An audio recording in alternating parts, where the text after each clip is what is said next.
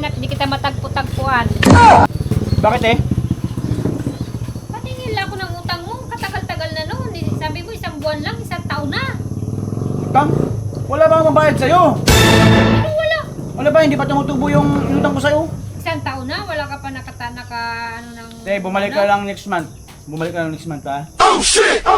Sige kuya, kung ayaw mo magbayad, magsabi ka lang. Magsabi ka lang kuya ha, kung ayaw mo magbayad ha. Ano yun, te?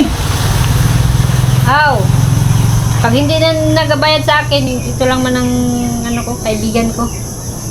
Kaibigan mo? Oo. Matikin daw? Ano, may kasama yung karayom.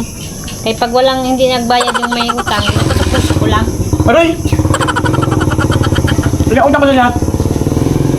1,000. 1,000 lang pala eh. Bayad ka hindi. Wala Bayad ka problema. hindi. Wala problema, bayan kita. Plus tubuhan ko pa ng 2,000 para 3,000 lahat.